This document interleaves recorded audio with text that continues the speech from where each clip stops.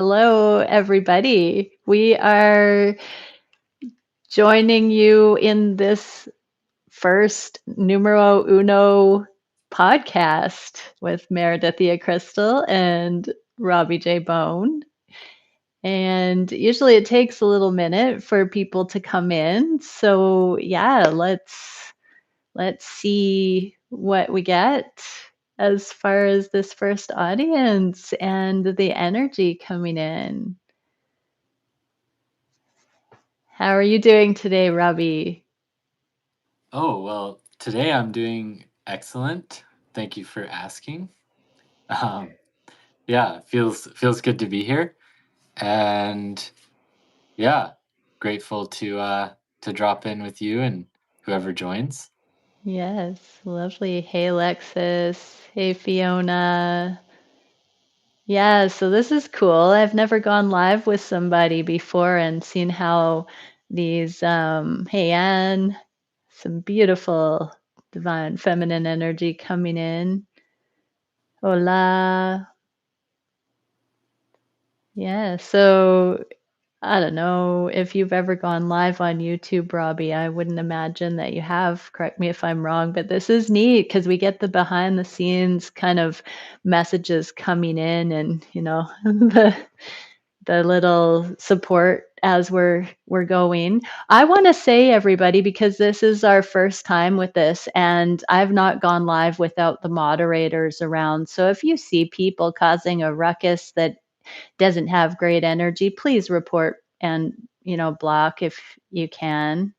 If anybody does feel like moderating for this, can you also reach out through my website and let me know that you'd love to do some community involvement like that? Because I really would love to have one moderator for sure if we need that. Hello, Jem, Christina. Yeah, okay. So I think we're ready to dive into this. Robbie and I were just talking, and we both loved the opening prayer. So I'm going to hand it off to you again, Robbie, to have an opening prayer for this podcast and set the energy for what we're going to get into. Sure, thank you for the opportunity to share. So, yeah, inviting you to take a moment to drop into your heart, feel yourself in the space wherever you are, because the more presence we bring to whatever it is we're engaging in life, the more power we bring to it. Whether you're watching this live or as a recording, taking time to connect with your inner self, place within you that is ever present, truthful. And in that way, we ask that the presence of the Most High would be here with us. May the light and wisdom of the Most High, the Creator, Mother, Father, God, move through each of us, out into the world, touching the lives of others, blessing the lives of others. May this podcast and sharing support others upon their path of healing, awakening, and joy. The balance within and around us of the masculine and the feminine in perfect harmony. May it be so. Agreed. Amazing. All right. So this is our episode numero uno. And we're going to dive in. Like promised, we're going to start these podcasts with some energy, energetic weather reports. So, yeah, Robbie, what's been going on in the masculine collective energy that you've been picking up on this week? Um, yeah, I just had the vision of being like a weatherman and like changing my background to like some sort of green screen. Anyways, Yeah. I'm not gonna do that, but that's where my mind goes sometimes because we need to be playful in life. Yeah, the masculine weather report that's been in my field personally, and these things are Yeah, it's fun to study. It's for me, it's a really deep curiosity to study what moves in my life, what moves in the lives of those around me, and then what's moving in the general world as a whole. I tend to focus more locally on the people in my innermost circle. I don't really pay as much attention to the broader news of things. That being said, what's really arisen this week has been energy around the father and the father energy, and the energy of the father in its lack and then also in its presence. Because for many, there's a deep lack of father energy in their life. And for others, they have really amazing dads or father figures. And how it arose for me this week, personally, was both through both the lack of a father and the amazing presence of a father.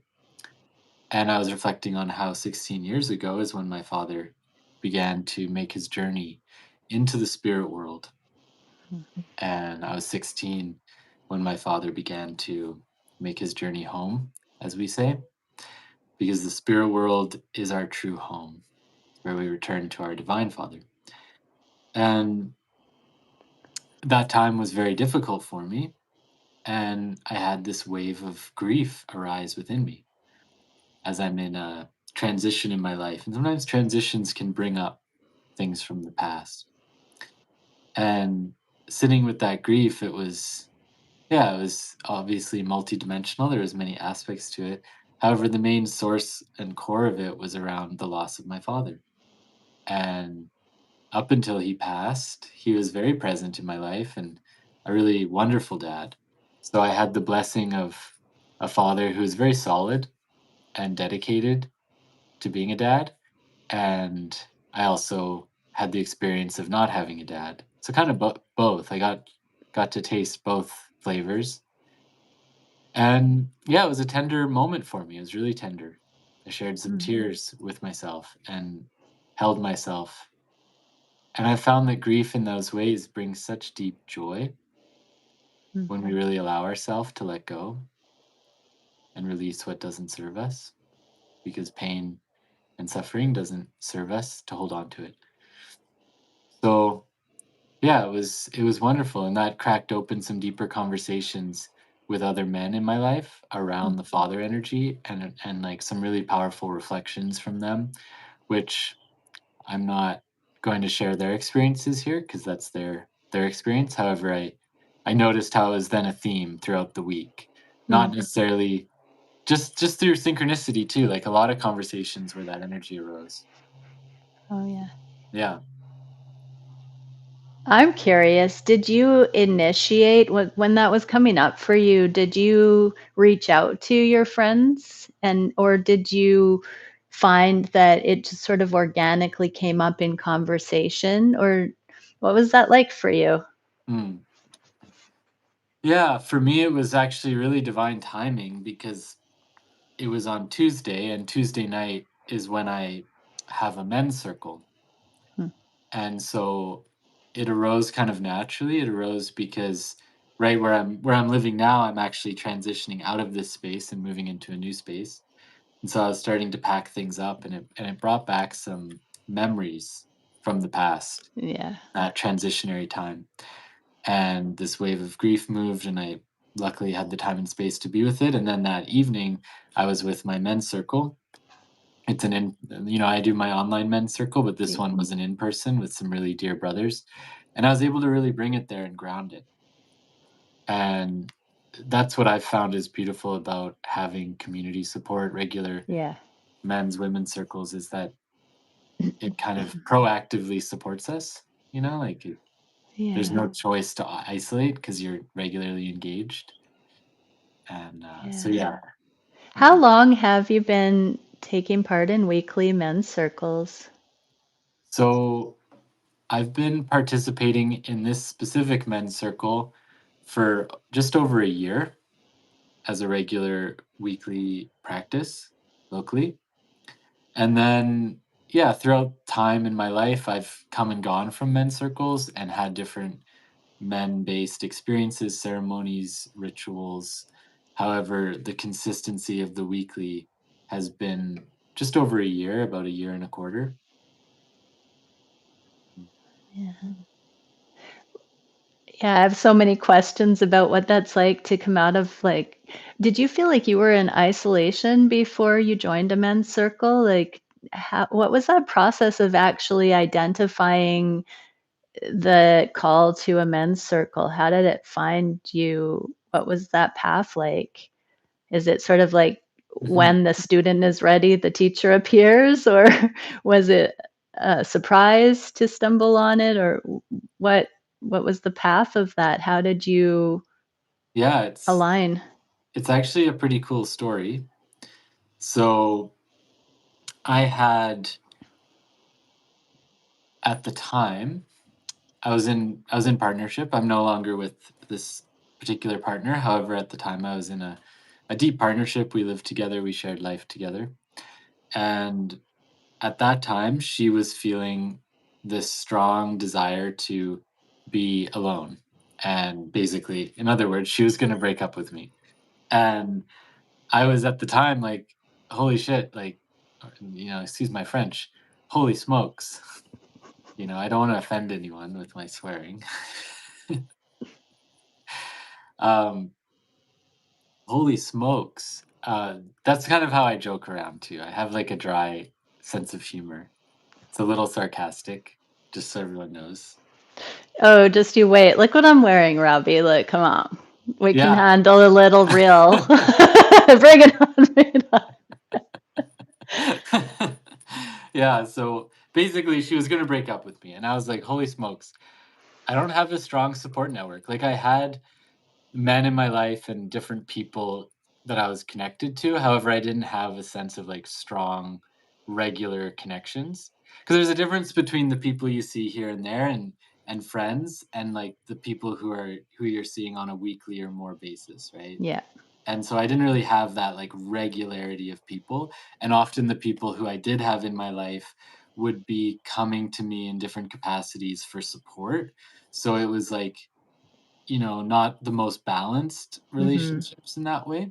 Um, and I also wasn't really good at making friends, to be honest. Like I had kind of lost the art of cultivating friendships. Hmm. All that being said, she was going to break up with me, and I was quite concerned. And I realized how alone that felt because I didn't have a network around me to rely on. So I made a prayer, and Hmm. the prayer came through a deep need and a desire. And it was like when you have a true authentic need that comes from your willfulness and from your heart and your soul, the universe will always provide for you. Yeah. And to really assess our needs, right? It's like it's not like, oh, that would be nice. It's like I need this. It's one of the secrets of manifestation. So I felt that deep need and I put the call out to the universe.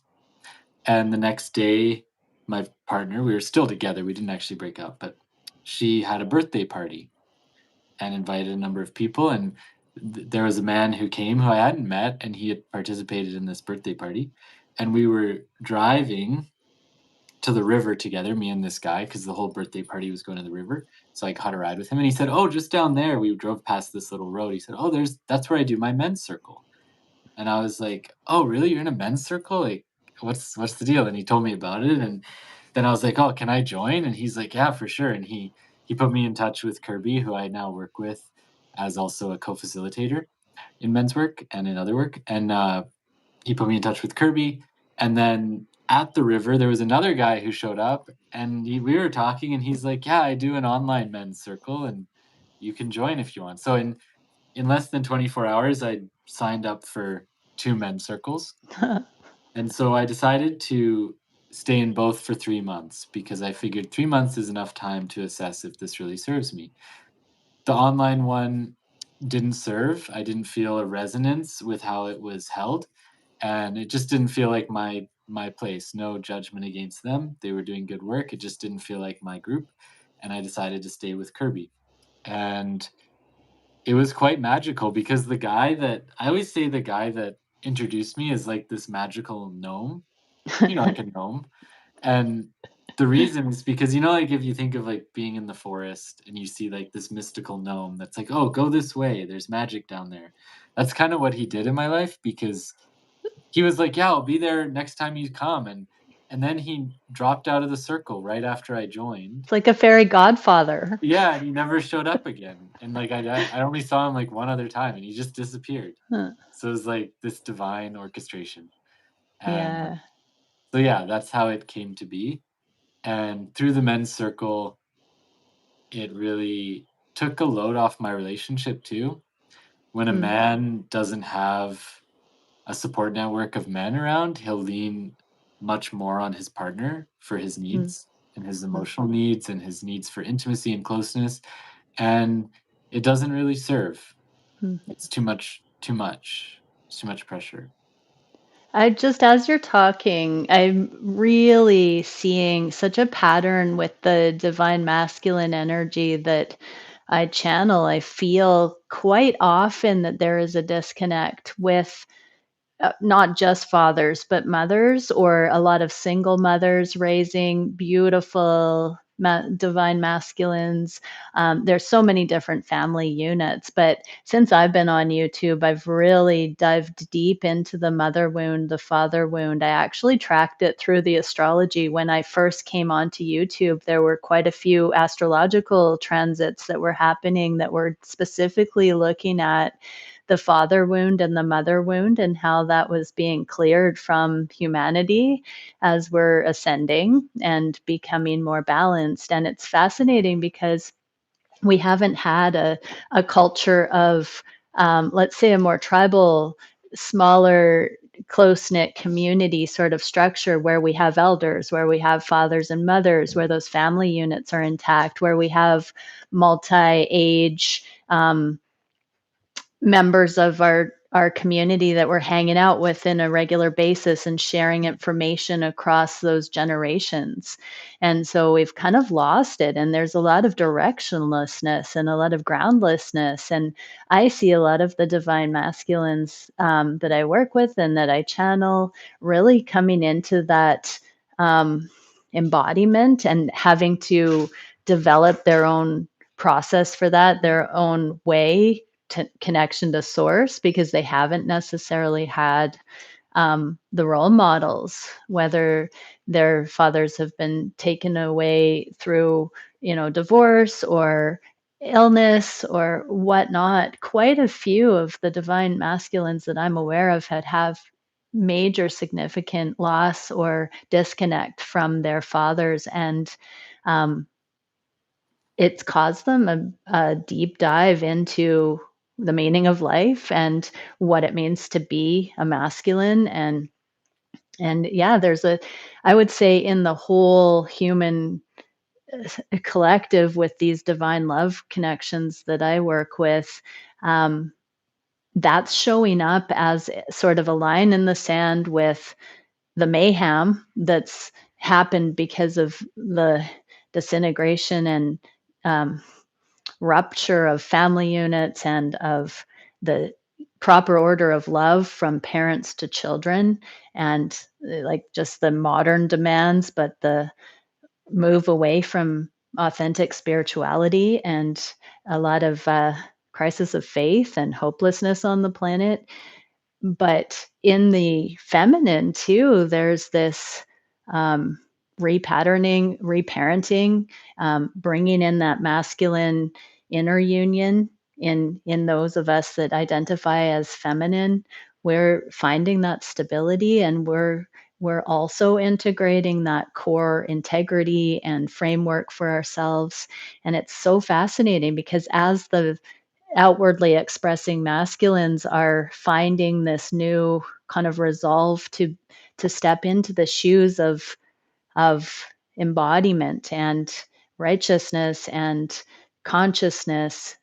That's giving such a deep trust and safety for the feminines that are connected with these divine masculines, because it's calming our nervous system. It's allowing us to not feel disrespected, dishonored. There's this becoming. this deep process of becoming in the feminine and the masculine, and what it feels like inside the psyche of me as a divine feminine is not feeling rejected, not feeling abandoned by an external masculine, but seeing and honoring the process of becoming, um, having more of a personal grounding, empowerment to the degree where it doesn't feel like survival mode anymore. It's starting to feel much more just like in the flow of life, and not necessarily to each their own, but when I see such a beautiful heart-centered becoming for masculine energy, it renews my faith, and it gives me a lot of hope. It really brings in this hope for humanity, and yeah, it sucks that we have lost the proper order of things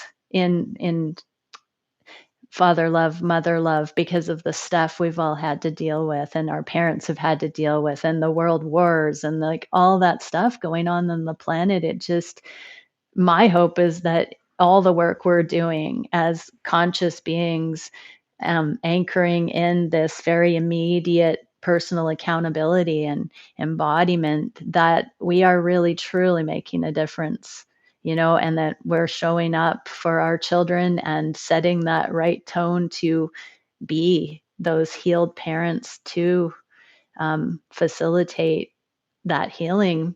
I remember one time in meditation that my guide said it would be like 500 years before half of humanity believed in true love again, because of the generational patterns and strife and um, energies that have rocked us over and over. But yeah, I really appreciate this glimpse into, the men's work and masculine community, because I think when I got onto YouTube, it was quite evident that the feminines have been, we go to tarot and we talk amongst our friends. We're very communicative that way, and it hasn't been such for masculine energy. That's a little less common. And I know I'm starting to see it where masculine friendships are healing. Not everybody is going to men's groups necessarily, which is so exciting because I do see them popping up here and there. But yeah, I'm just saying, let's speed that 500 years up. Wow, it's been 5 years since I channeled that, and I feel like the momentum, time is non-linear. Robbie, just out of curiosity, are you seeing the comments coming up on your end of the video that I'm seeing here?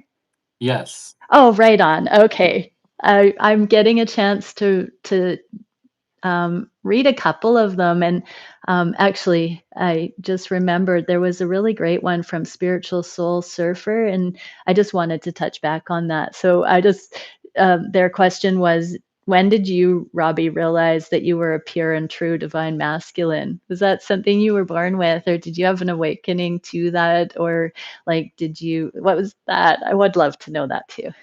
Um, yeah, just in this moment, I guess. I've never identified as a pure and true divine masculine. Um, Personally, I I identify more as a spirit and a being that can express beyond the limitations of a masculine or feminine. And for me in my life, like I've actually strived for balance between the two. So we all have masculine and feminine within us. And I've spent tremendous amounts of time cultivating my ability to feel and my feeling body. Mm. And I've spent a lot of time cultivating my ability to be in deep presence and to witness the feelings within myself. And that balance is more what I strive for, because the source that lives within us is neither masculine or feminine. It's a combination of the both. And I do my best to center myself there in that state of equanimity, and then to cultivate the balance. When when did you consciously start that? Were you beginning that before or after the loss of your dad? Um, Consciously. yeah, that was, I mean, the loss of my dad when I was 16 years old. catalyzed me into the healing path. And it was very rocky and messy and confusing as a teenager. And yeah, it was a progressive thing that happens over time as well. It evolves as we move through time and space. I was always a very sensitive man. So also never really identified with male energy that Yeah. much because so much of like the collective male energy is has um Mm.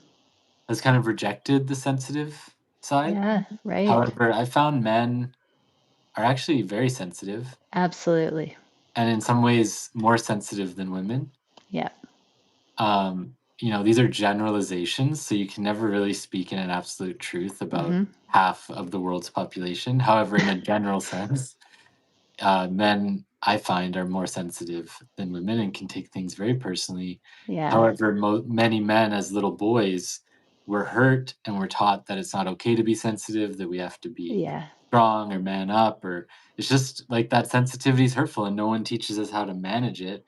And so Right. then so many men put up a wall and a shield around their heart and express this different way of being a man that can be insensitive, Right. which when you're insensitive, you can't feel those around you, particularly the women around you. Right. Absolutely. When Oh, when yeah, you're sorry. when you're in a state of deep sensitivity, Yeah. you can feel the moment that your words have stung another, or when your Oh, actions yeah. have created a ripple of negativity in someone's life.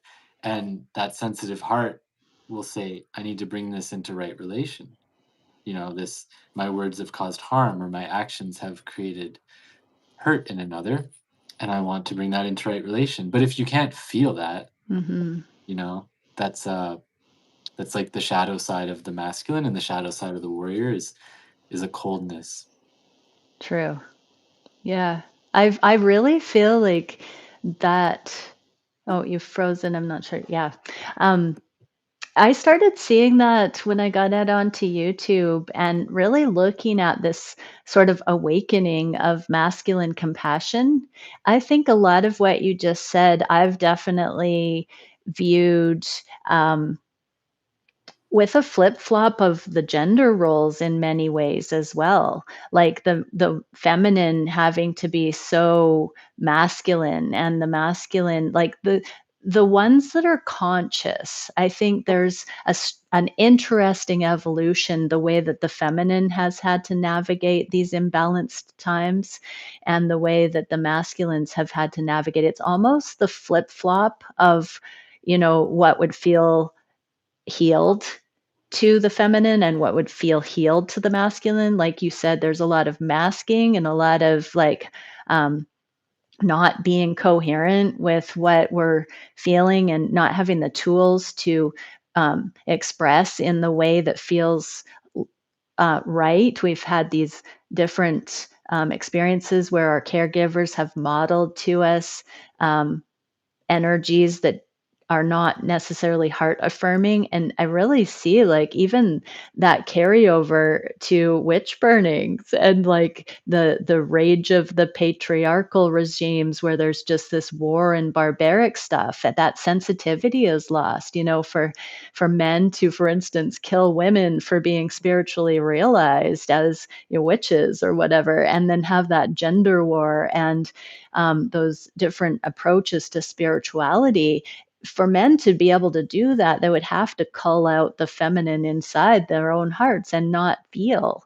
And I've even seen it where the masculine has, denied the feminine external spirituality, denying their own intuitive spirituality, and that the masculines, who love spiritually realized women have even subconsciously protected those women by denying the connections with them, by mothers and sisters and lovers, downplaying spiritual connection because of so much on the planet. It's partly this barbaric over masculine warring thing, but also the sensitivity of the feminine. And because we have that within both of us, there's been a real deep disintegration And as the feminine is safe to express, I wasn't out on YouTube or in the public until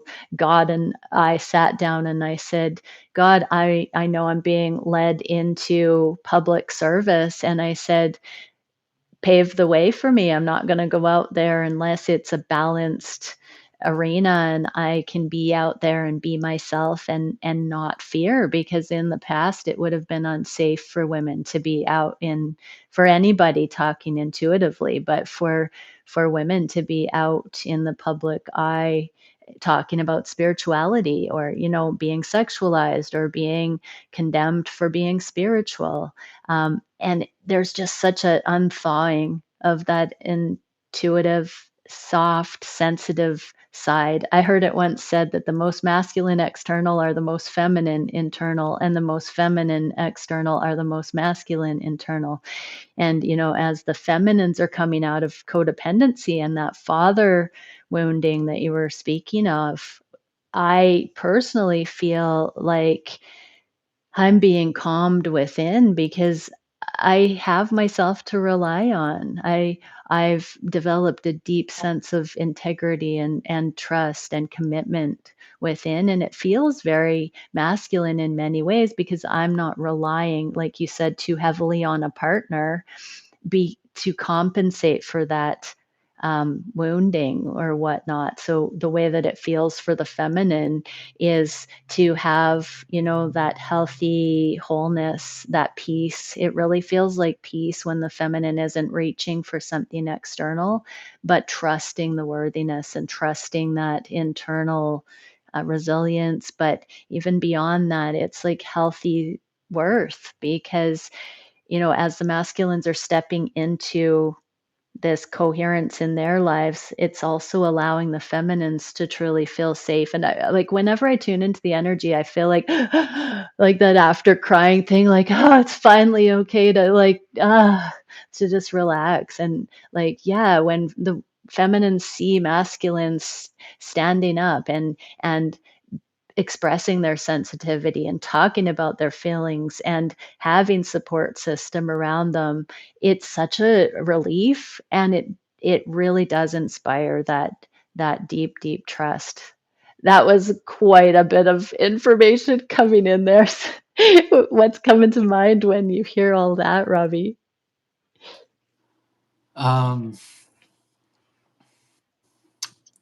yeah, what comes for me is once again like cultivating both within ourselves and then navigating the ability to know when we're in the polarity of masculine or feminine, and to feel the shift, because there's times like one way that it's described by a man that I've studied his work, Justin Pierce, and his wife London Winters.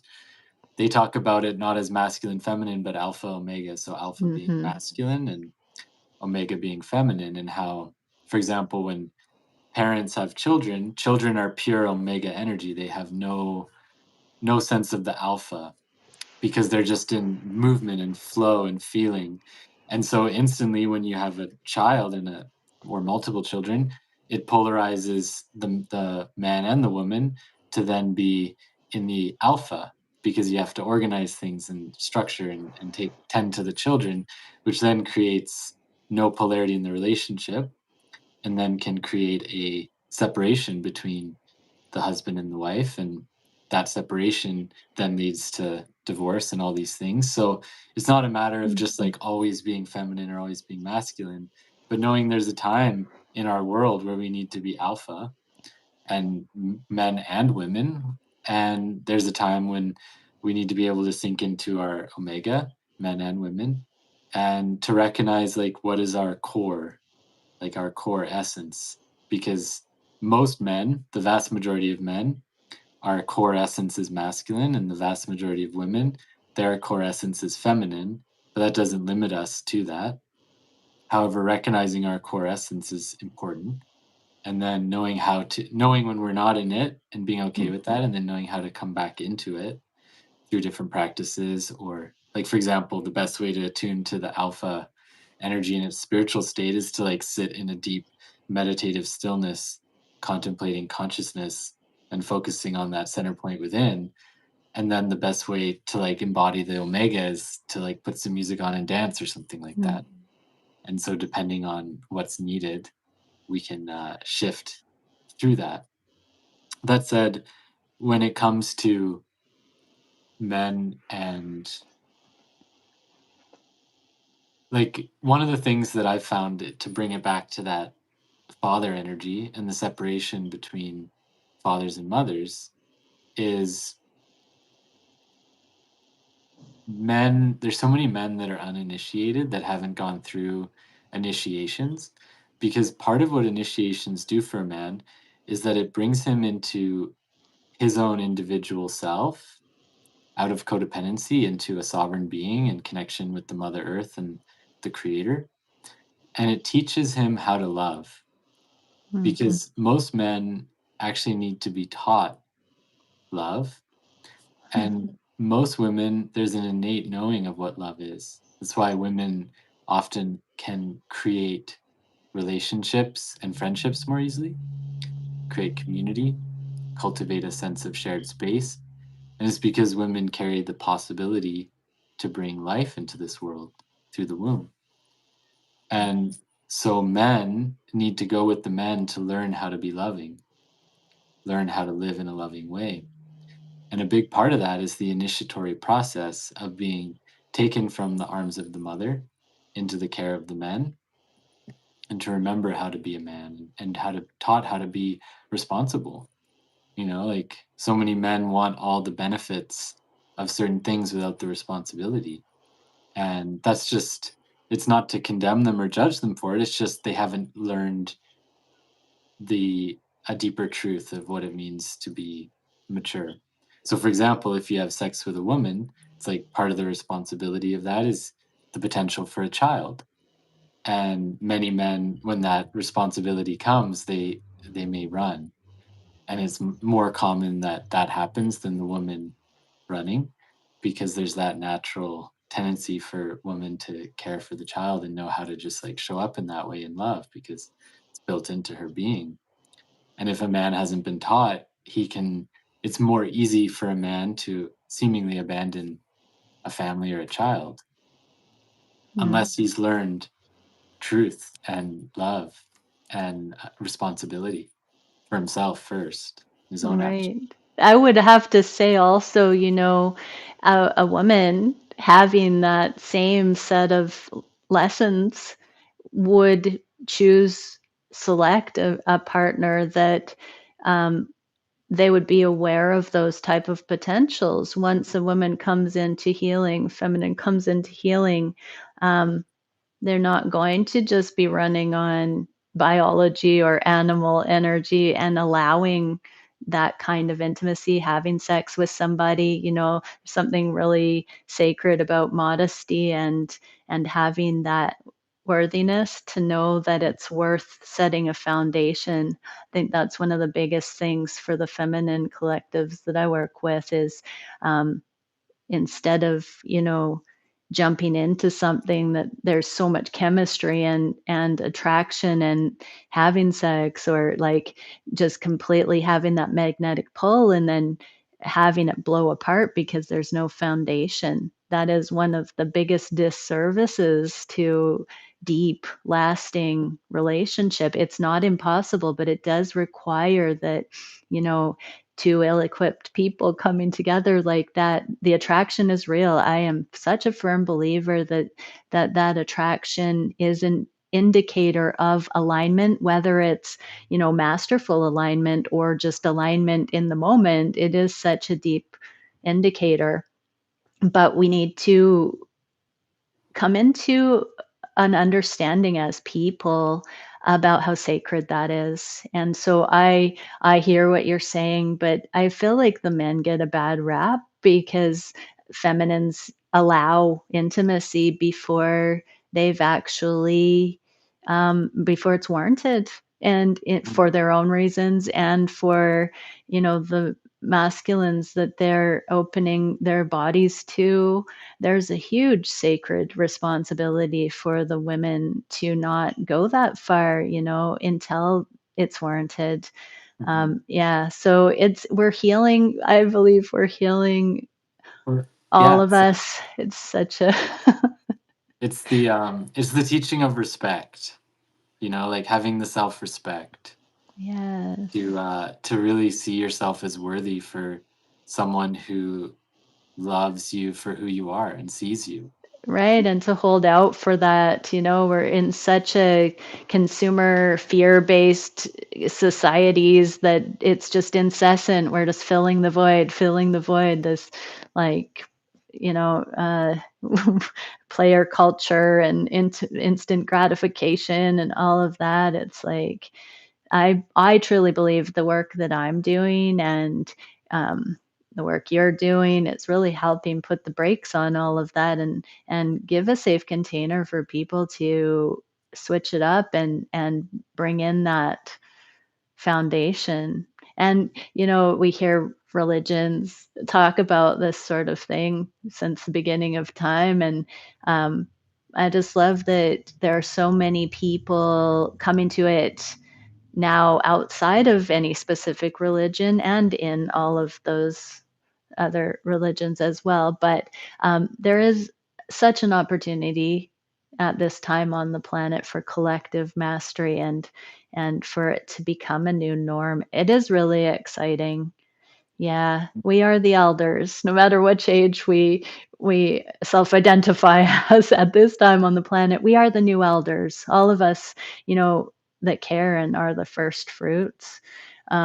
I just love all of our sacred lineages, all of our family trees that have equipped each one of us who is watching this podcast. I get to say it. Us, Robbie, you and I, and all the dear people who are wanting to make a difference. I just am rooting for all of us because we have been given such a sacred head start. There are a lot of people who don't have the ability to focus on this level of alignment. They're not able through whatever stresses or trauma or disadvantages. They are not at a place in their lives where this can be their pursuit with their whole heart. And my heart goes out to a planet like ours that's in that kind of state. And yeah, I just appreciate all of this. Don't take it for granted, people out there, that you are somebody that gets to think on these terms. Like that's the true luxury, and don't take that for granted. When you're sad about your true love scenario that isn't going your way on a particular day, just remember that you're really lucky that you get to think about all this stuff. It's such a blessing. It really, really, really is. Um, okay, so Robbie, we are like few minutes from 5:30. Did you have anything to add before we maybe open it up for an audience question? Yeah, I want to speak to what she said about the self-worth piece. Yeah. And a lot of times when we suffer from a lack of self-worth, we don't value ourselves. Often a woman will allow a man who disrespects her to enter her, to not just Yeah. enter her physically, but to enter her life.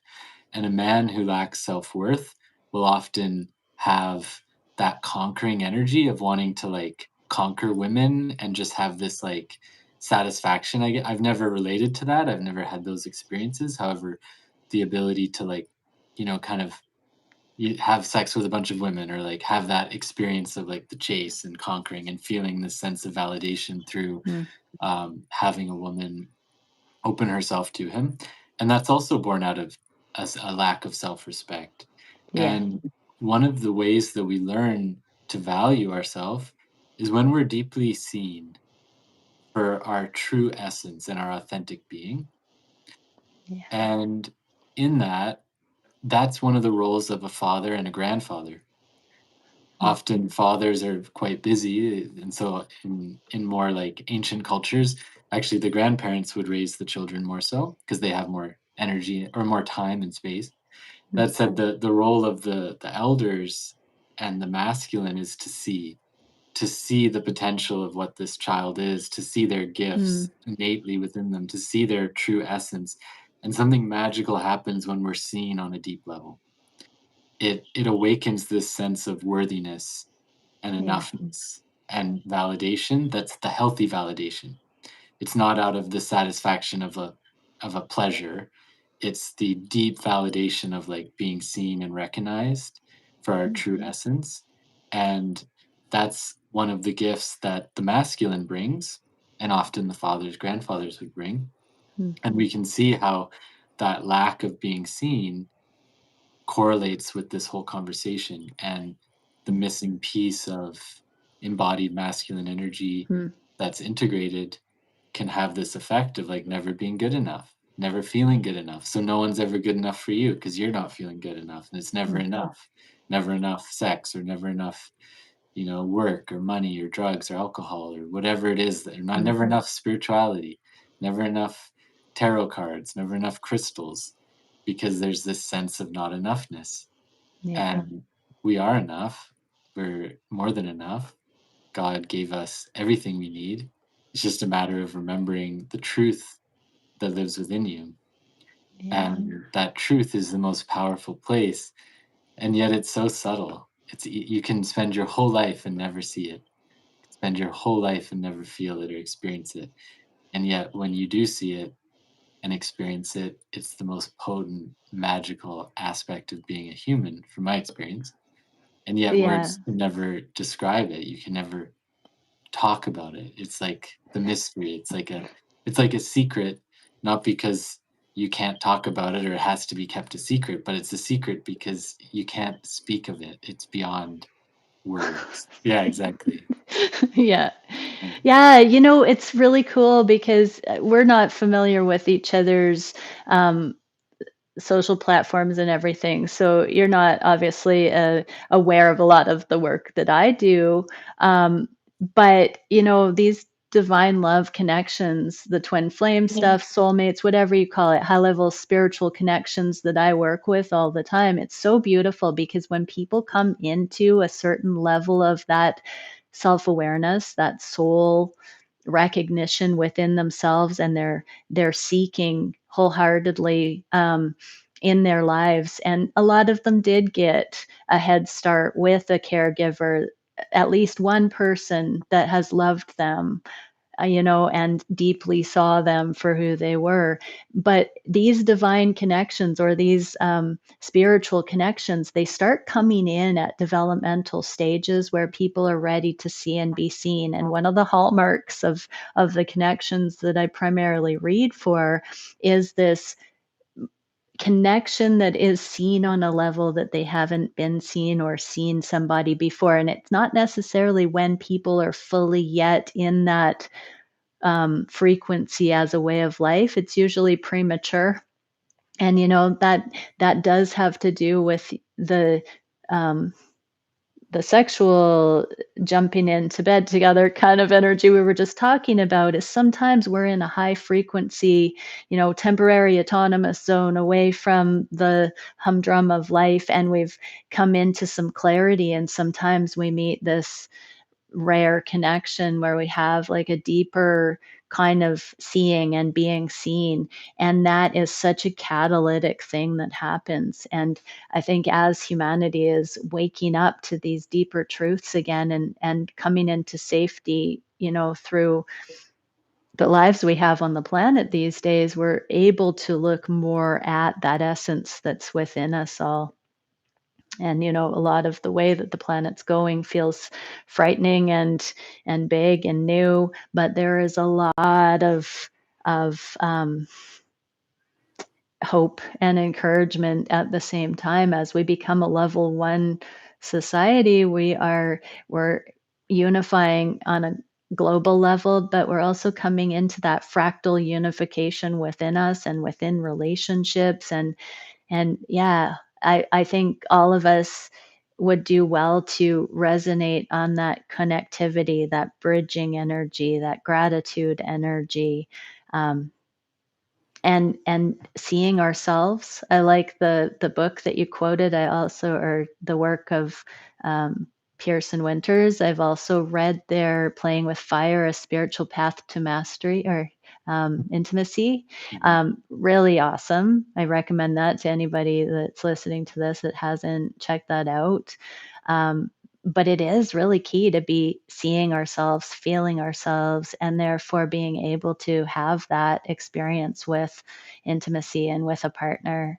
Um, yeah, that's definitely where it's at, and it's so encouraging. Like, we get to that level of consciousness, and then we start having new styles of relationship where we have more healthy self-respect, and we're not replaying those patterns of dropping the boundaries prematurely or clinging for it. One other real quick thing that you were talking about, the masculines dominating and coming in and winning that experience with multiple feminines and whatnot. I've also seen, with the disconnect with the mother and masculines, like having to grow up too soon or be a man or whatever. And there's this fundamental loss of intimacy that's just platonic, that's nurturing. And so a lot of masculines, I sense seek out physical intimacy, sexual intimacy, because it's not available just to have that nurture without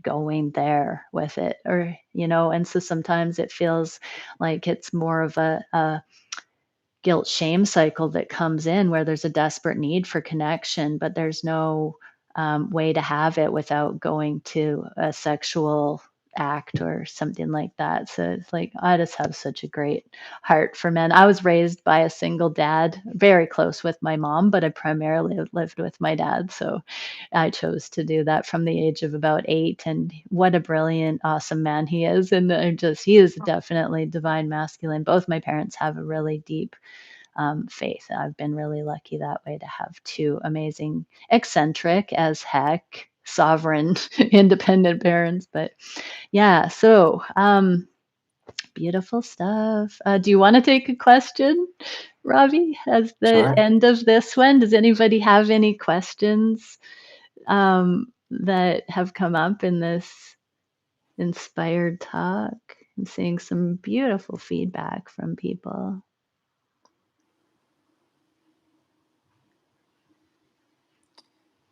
Yeah, and just to riff on what you're saying while some questions may be streaming in. Yeah, the benefit I've seen in men's circles as well for myself and just spending intimate time with other men is that it's an invitation into deeper integrity and truth and alignment and authenticity from a place of love, because as men we can be really hard on ourselves, Mm, really really hard on myself. yeah. I know that I have been in the past, and I've really worked on that to have grace and compassion for myself.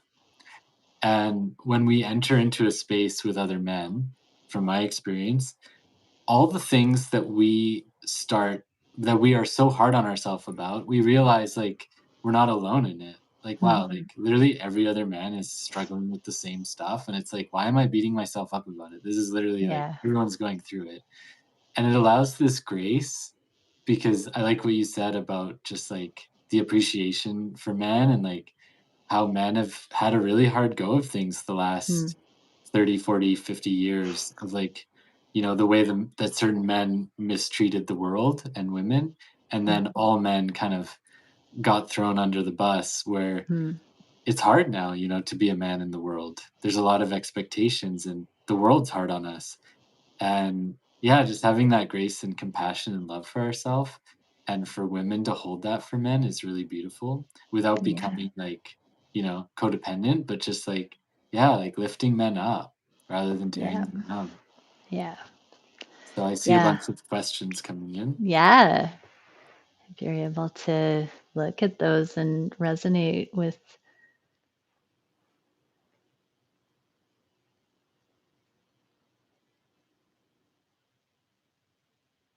There's some good questions here.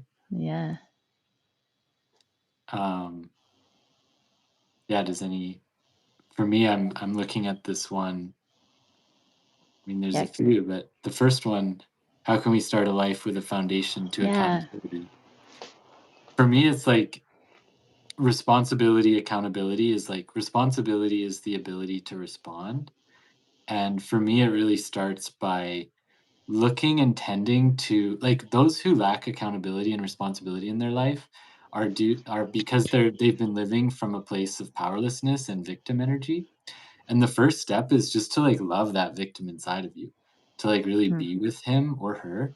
Because often we're like, oh, we shouldn't be a victim. We need to be empowered. And it's like, well, no, the first step is being like, oh, there's that victim inside of me. And that's the part of me that actually needs love, not rejection and judgment. And the moment you invite that victim into love, it then becomes safe to feel and it becomes nourished by the power of love because what hallmarks a mm, victim energy is powerlessness in life, having an experience where we feel powerless, which childhood, for every child, it's pretty powerless being a child. You don't have that much autonomy. So even if you live in a normal, healthy dynamic, you're still kind of powerless to your mom and dad. And of course, that goes to the spectrum of like very abusive, traumatic mm. experiences where we're really powerless to this outside force that is causing physical or emotional harm upon us. So that said, whatever the circumstance, loving that energy of victim because from that place we take back our power. And that power allows us to then have responsibility, accountability for our life and our experience where I'm not responsible for anyone else. I'm just responsible as to how I respond. The ability to respond, responsibility, to say I have the ability to respond to people, places, things, and situations. And that's where my power is. I can show up with love and someone might meet me or not, but it's not my problem if they do or don't. It's like if I feel hurt by someone, I have to own that hurt and be accountable for it and feel it and then contemplate how to bring that into right relation with that person, share feedback or have dialogue around it. That said, it really starts with the deep tending to our inner world on a deep level rather than outsourcing or blaming. Mm. And accountability and responsibility, the edge is like, oh, like, I guess I've been blaming the world, but now I'll just blame myself. But it's like, no, that's not how it is. Like, we don't want to blame ourselves either. There's no blame here. It's simply a circumstance and how we wish to respond to it. Yeah, So, having a strong foundation of inner cultivation and inner tending is so important. Uh, Being responsible for our emotions and how we feel yeah, rather than blaming someone, even if they're hurting you. It's still your yeah. choice to feel anger and to be stuck in anger or reactivity to someone. To realize we choose to kind of stew in things. Like you may not Mm. have total control. You feel angry, it just comes up, but then you get to choose how you tend to that anger or that sadness or And that. or not subject ourselves to it anymore, remove ourselves from it. Yeah, like, and start anchoring that, like, we don't have to put ourselves in harm's way. We don't have to put ourselves into thinking that's non-productive. We don't have to put ourselves into situations that are non-productive. I just wanna chime in because you're just bringing up some absolutely perfect, points. I'm getting a lot of, I heard generational curse breakers. A lot of us right now, we are stopping a lot of patterns that haven't been high functioning.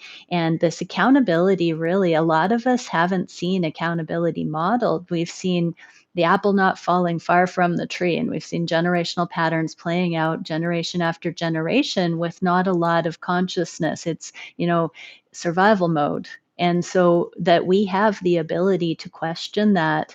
Don't forget that a lot of the things that we're going through our life thinking is normal, we were handed that stuff. And it may not be high functioning, it may not be accountable, it may just be survival mode. And so when we start feeling like it's not working for us anymore and we want to have more joy and we want to have more clarity and we want to have more love and freedom in our life, sometimes we start trying to trace that back to the root, and we realize, like, we were handed a paradigm that's not actually accountability. It's just mimicking what we were imprinted with. And so there has to be a lot of forgiveness and the ability to move on beyond that. The whole planet is healing. And, we've all of our parents would have done better if they could have, and forward as well. And so, yeah, I think forgiveness of that legacy that we've been handed, and to just really be conscious of the fact that if, a lot of times we can look back. I know my parents' generation, they would have pretty much assumed their parents weren't going to change. Like, it was just a given that their parents had a certain kind of attitude and set in their ways, and it wasn't going to happen. They were not changing, and they had to really learn to let go of that. It's like, and then they had to be 2.0, and now, our generations and this healing movement that's going on, we really do get to break the generational curses, and we get to heal in our own lifetime, actively taking responsibility for that. And so another part of that accountability is just, men's groups, the stuff that we've got going on, my tarot community, like, we're all in this together, and we're all helping each other wiggle up that ladder of accountability together. So, like, yeah, community, reaching out, having, what is that? You become the 5 people you hang out with most. Get some Mhm. real great people in there that aren't going to let you cut corners, that aren't self-seeking and manipulative and, like, just in there for what they can get. Seek out real community. Seek out actual genuine connections. Seek out circles. Seek out that kind of stuff. I had to chime in because I was Yeah, totally. so passionate about that. Yeah. Um, And it's yeah. like part of it for me is like attracts like too. So like if there's something that we don't like about our life, to really inquire like how am I like that? Or if I'm Yeah. judging another person, how am I judging myself? And Mm, not to say that like we always are calling, like, not that that is always manifesting these outer things, it can, but it's more just like the resonance, the like attracts like in relationships. And to find like if we're in a if we like for example for me, I was in past years, many years ago, I was in a quite manipulative, toxic, emotionally manipulative relationship with a woman, and I was not emotionally manipulative myself. However, I didn't know how to stand up for myself. And in some ways, I did have some tendencies of like unclear agreements and like what's called nice guy syndrome, which is like kind of doing things with ulterior motives to receive love and thinking that mm, we need to do or be other than we are for love. And I had to really look at like how I was in resonance with this person and why I even was attracted to someone like that. mm, It's not to say, "Oh, just because this person's, like, emotionally toxic or manipulative or whatever, that I'm that way." It's not always like that. It can be like, "Oh, I really didn't have the skills at the time of how to stand up for myself, and I didn't know how to, like, set boundaries and speak my needs." And so it was the perfect in for someone who wanted to then control and dominate or, these types of things. So then to see that through that, what's the value of this, right? mm, The value was like, oh, I get to grow as a man. I get to learn my needs. I get to like start to know how to use my voice and speak boundaries and mhm, stand up for myself. So what I've found also is in those dynamics, like you were saying, to get to the place of forgiveness is to look for the value in all, because everything in our life has value. Every single thing, even the worst suffering you can endure has mhm, value if you look for it. The value can be a deep wellspring of love and compassion for human suffering. Some of the most loving and compassionate people, the most skilled healers have been through some of the worst things humans can endure. And so there's value in that suffering. We would never wish it upon someone or want it for ourselves or others. However, if it happens, look for the value. Don't blame yourself, but find the value in it. And through that, we can find gratitude. Be like, wow, thank you, universe, for teaching me love in a backwards, upside down way. And may I learn it now right side up and forward, yes. So that's Yeah, something setting that that intention, right, not getting bogged down by it, but remembering, like, yeah, it that forward focusing, yeah, it's hard when we're in certain ruts, patterns, to remember there's an alternative reality that we can go towards. But yeah, Yeah, it's like staying open. Sorry. we can't like we yeah, like we can't control what other people do. And so sometimes things happen to us that have nothing to do with us. They just happened for whatever reason. You can have a story about karma or calling it in or whatever, but sometimes just really horrible things happen to someone. And our responsibility is not in seeing how we called it in or whatever, you know. Our responsibility is in like how are we going to live our life from this moment forward? You know, if we're subject to abuse or trauma or really horrible things that happen to Mhm. some individuals, from my experience, it's a matter of like, okay, how are we going to tend to the rest of our life now? Yeah. Are we going to nurse the pain and practice a sense of continued suffering, or are we going Mm, to alchemize it and look very for good the point. jewels, gems, and values of it and Right. grow as a human in our capacity for love and our devotion to a higher power? And that's really the deepest accountability from my experience. Wow. Yeah. I really resonate with that. For people who feel like something's been stolen, like, Mm, when trauma happens, when abuse happens, when there's something that feels so out of our control, I think if we can, you know, get into a place where we can really take accountability for what do we feel was stolen from us? What would I have been living in the truth of if that trauma didn't happen? If my experience wasn't negatively affected by that, if that experience didn't occur in my life, where would I be today? What would I be doing? What would have that higher timeline looked like? If we can remember that, we can get back on track and envision that, we can say, would I want to go towards that timeline that I thought was stolen from me because of this trauma? And that's a really interesting one, because sometimes the person says, "Oh, I forgot I wanted to live that way. Now I remember I can make that happen. I can get there from here." And the trauma didn't actually steal it from me. It just stopped me temporarily from feeling I was worthy of going there. But I've remembered that again. So if people are stuck in that inability to take accountability for their life, I would encourage you just to think, what is that life that you feel you would be rather living in, and can you get there? Um, reach out for a coaching session or like support like that, because that can be really valuable to do.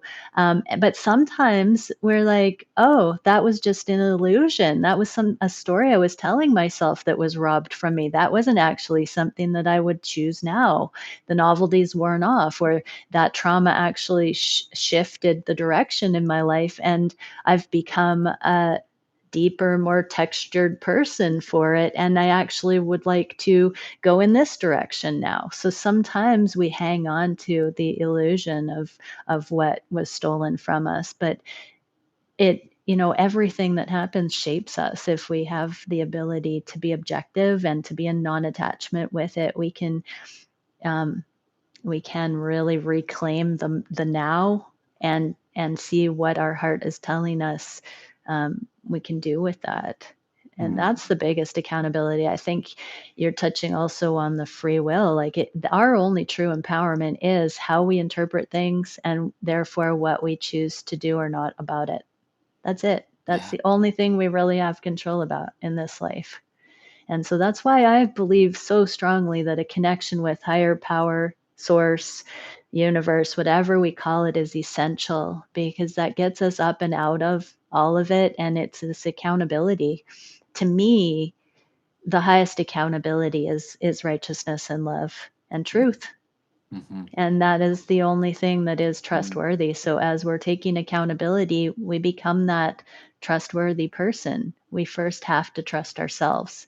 And that is an inside job, no mm, matter what's happened, and that's where kindness versus niceness comes in, that nice guy syndrome, right? Because when we trust ourselves, it's not always going to be what somebody, a partner, wants to hear.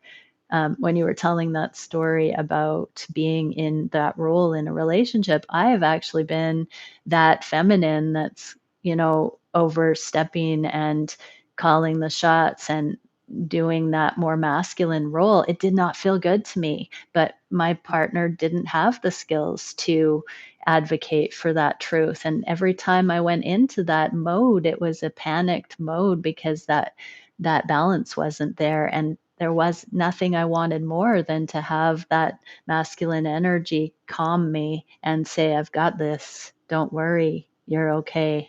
Instead of wanting to jump through hoops and appease that energy, which is what that result was, it didn't feel good to anybody. And my feminine heart was just reaching for that structure and to be shown that I didn't have to do that role. Mm.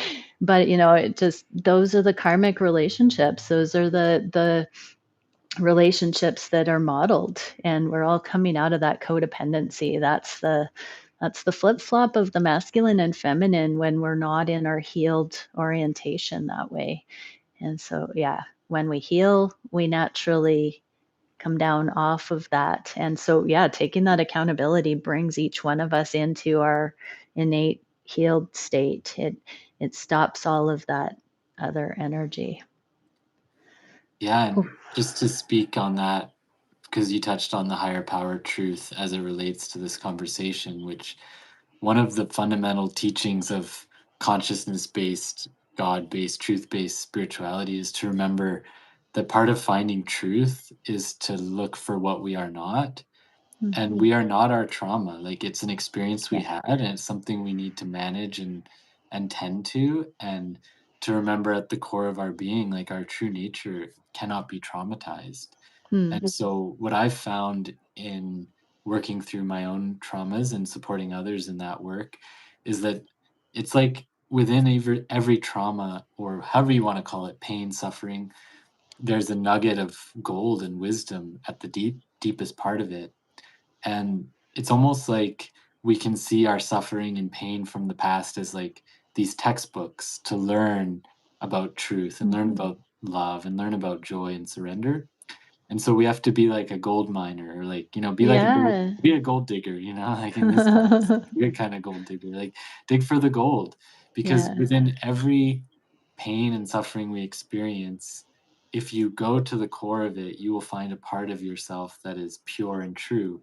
And when Mm. you come to touch that part of it within the depths of the pain, it starts to dissolve the pain from the inside out. Mhm. And then we reclaim that part of ourself that was lost, that we feel like was taken from us, but it's always here available to us. Yeah. We just have to sift through that density of the pain to find our true nature. And through that, through the forgetfulness that our pain and suffering brings us into, we can find greater remembrance. And that remembrance is one of the most, for me, it's like the most beautiful experience of being Yeah. human is the remembrance, the moment of remembering and awakening, like awakening from the dream and being like, oh, I see the truth. And it's always so freeing and liberating. And so, if we can, because what I'm sharing here is like a shift of mindset too, where we Mhm. often judge trauma because of the pain and suffering that it Right. create in our lives. And we say that's bad and wrong. But if we can come at it from a vantage point of like, this is teaching me something and there's a gift here, and like, it's unfortunate, it's sad, and I want to express compassion, like not to speak from a place of like detachment from it, but to see it as like there are gifts within it if we in the healing process. And then we orient to our pain with love rather than Yeah. judgment, because that love is always more powerful. If you can love your pain and suffering, you will be free from it very quickly. But if you judge it, Yeah. it gets stuck, and you're resisting it and trying to get rid of it and fix it and change it. And no one likes to be judged, no Yeah. one likes to be rejected, and no one likes to feel like someone's fixing or changing them. So our pain and suffering is no different. Everyone wants to be embraced and loved and cared for and cherished. And so if we can see the gift of it, it shifts our whole relationship to it, and it actually allows it to move through us and be integrated and released much more gracefully, actually. Yeah. And to This be this is objective, just yeah. this is just, like, my experience, I should say. I don't know if Yeah. this is true of all humans. This is just my own Yeah. way of working with it that I found to be quite effective, and, I don't claim to know the truth for others. It's just I just speak from my own experience in Yeah, everything. it's a good way to do it. I relate to that too. I like to use the analogy of all of our experiences, good, bad, and ugly, have an archetype or a symbol associated with them. And whenever we have an experience, it kind of gets a stamp in our passport book of life. And if we can be objective, for those who much is forgiven, much love is gained. So if we have this broad spectrum of experiences and we aren't ego identified with them, and those become now symbols for different frequencies, different the emotional scale or the spectrum of that, we can be very empowered healers and um, supports when we overcome that, when we can be objective, when we can individuate from the pain, when we can have compassion for our pain. And when we do that, we're no longer triggered by the pain. We now see it as a human experience that's relatable, and therefore we can identify a time when we felt that pain, when we see someone else suffering. It may be a different story for us than it is for them, but we can relate to that level of suffering. And then we can, instead of making it about us being triggered, going into disintegration, we can be curious, and we can truly hold space and be supportive for somebody else going through it, because we've been able to see that core, that soul aspect, that eternal aspect isn't the trauma, it isn't the human experience. There's something that is far beyond that transcends, and that's the place that we can speak to in others, that also reminds them not to be stuck in their pain, Mm. and truly being seen and seeing the other and self like that. All right, I feel like we need to wrap this up today, Robbie, but it's been a pleasure. I love this. Yeah, And thank you.